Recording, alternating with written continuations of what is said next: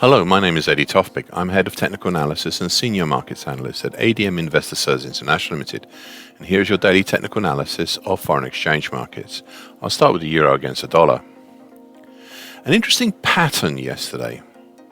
A key reversal up, but it could also be seen as a possible indecisive spinning top type. For the most part, the market was capped and supported by the two congestion bands, overhead by the congestion area 104.92 to 104.51, which has both the February and March lows at the same 104.92 number, and below by a congestion zone between 103.69 to 103.38, which has the December 2016 low at 103.49, as well as the January 2017 low at 103.38. Prices pierced both bands, but managed to push up clear through the overhead congestion area before coming back down to close just underneath it. Overall, we are still in between the declining middle time above, currently 106.31, and the lower time below, currently 102.60, of the January to May 21 bearish Andrews pitchfork. Now, this pitchfork is amazing. It has run the bearish market now for well over a year. So far today, a test up into the overhead congestion area at 104.92 to 104.51 before a move back down towards the congestion zone below, but not yet reaching it. Cable, aka sterling against the US dollar. A reactionary bullish engulfing pattern yesterday after 5 sessions of bearish black crows. It was a significant close back up over the May 2020 low at 120.73. The reason this is significant is that there is limited support below until the October flash crash low from 2016 at 114.48. The only notable area under the market is some light support between 118 even to 114.5, dating from March 2020. This now brings to the fore a question I've been privately pondering. Has the action since late April to date been a possible double bottom or a bearish halfway hesitation? Where it looks at the moment with a significant close under the May 2020 low that it may well be a big bearish halfway hesitation. It is early yet, but there is enough to give an initial target X in the 117.5 area if this pattern develops. So far today, well, a reactionary move back down and further signs that the big bearish halfway hesitation may be a viable pattern. Right now, today is looking like a bearish dark cloud cover pattern type. Euro sterling. A reactionary bearish Harami and bearish long black Marubozu yesterday, offsetting the previous session's bullish long white Marubozu. Together, those two make up one hell of a pipe top.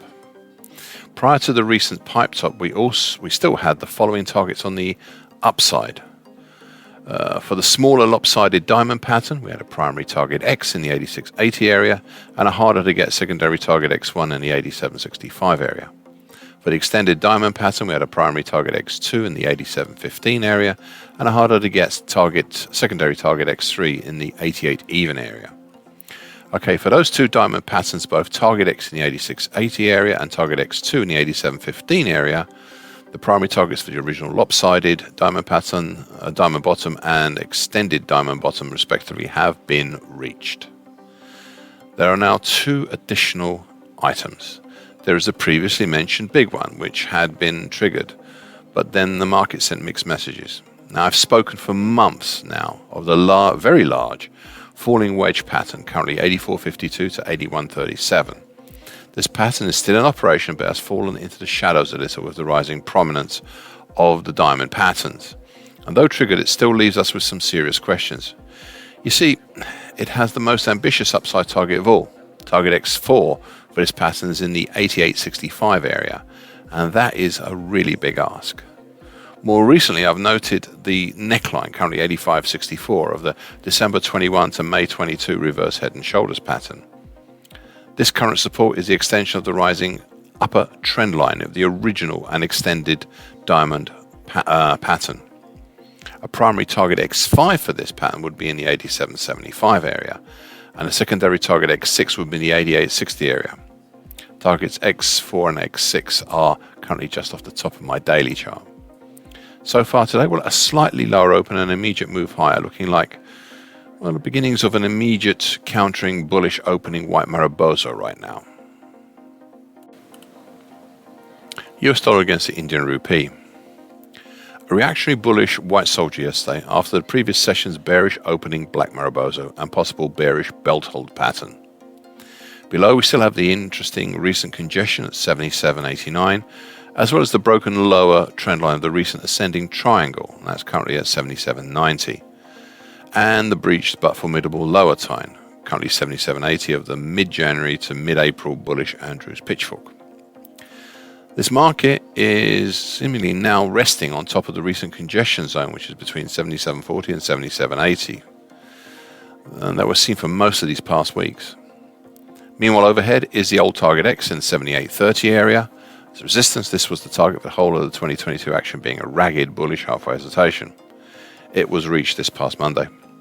And so far today, a lower opening, back down at the same level as yesterday's open, but the market has interestingly started to move higher towards yesterday's close. US dollar against the Brazilian real. Bearish engulfing pattern yesterday, which wasn't that hard as the previous session was an indecisive doji cross. However, it could also very well be day 3 in a 3-day bearish evening doji star pattern as well. We'll have to watch today and tomorrow's action to determine if that is so. The market dropped down and closed below some interesting Fibonacci congestion at 505.73, 507.39 and 510.87, if only just below on the first one. Further down we have now support from the following: the 50% Fibonacci line of the October 19, May 20 move at 496.58 and the declining medium moving average currently 496.14. Meanwhile, further higher we have resistance now from the middle time, currently 516.63 of the newly drawn April to late June bullish Andrews pitchfork. This is the first contrary bullish Andrews pitchfork I've drawn for quite some time. Above the middle time, we even have more resistance at 519.41, 520.27, and then a high for May at 520.95. Just above these, we start having some significant resistances. They are the 50% Fibonacci line of the March 21 to April 22 move at 522.76 and the slowly declining long moving average, currently 525.12. It's worth remembering that the recent high here back in May only managed to get up as far as 520.95.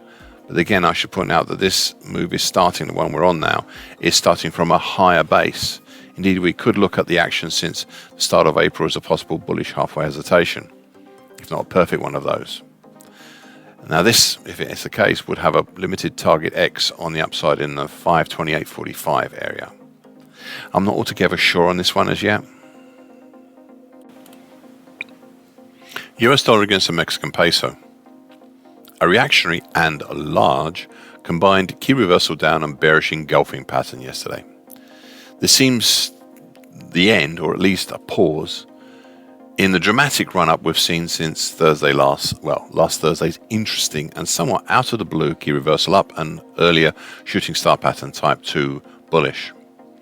This time the market seems to have found it too difficult to overcome the following combination: the 61.8% Fibonacci line of the July 17, April 20 move at 20.60.62 on a closing basis for this one, the 50% Fibonacci line of the November 21 to March 22 move at 20.78.02, and the upper time currently 20.76.98 of the newly drawn November 21 to March 22 bearish shift pitchfork.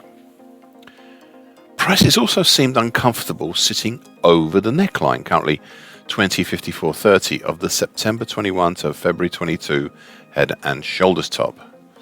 This ties in with my warning yesterday that before we get all too carried away with it, it is worth remembering that we have been up here before, back in late April, and the market at that time peaked just over the lesser 61.8% Fibonacci line at 20.60.62 before dropping back down.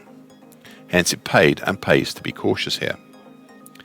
This time, in addition to the neckline, the market punched down through the flatlining long moving average, currently 20.41.29, and a declining medium moving average, currently 20.22.17. though prices only managed to close below the neckline and long moving average. Looking elsewhere, for the moment, I keep the broken bearish Andrews pitchfork on my daily chart, as I think it ties in with a new pattern indicator I've drawn. Previously mentioned shallower bearish shift pitchfork for the same move as the Andrews. These two pitchforks have had crossovers recently. On Friday the 3rd of June. You can see it circled in the bottom of my daily chart in red. This ties in with what I know of such crossovers. So on or soon after such a crossover, you'll have one or more of the following likely to happen: market volatility, change in trend, or a reinforcement of an existing trend. In this case, it was a change in trend. The next crossover, also circled in red, was last Friday, 10th of June. That day we had volatility as well as a reinforcement of a trend. Now, so far today, a further move up and away from the breach, but unbroken on the downside, declining medium moving average. Prices have risen enough that we're up over the long moving average and testing the neckline again, but from below. Right now, today is looking like a large immediate countering bullish Harami and bullish long white Marubozu as well. Thank you for listening. This short version broadcast gives you essential market patterns and consequences. Please be aware of the risk disclaimer posted with this broadcast. Copyright Tofpik and ADM Investor Services International Limited. And here comes the final bit.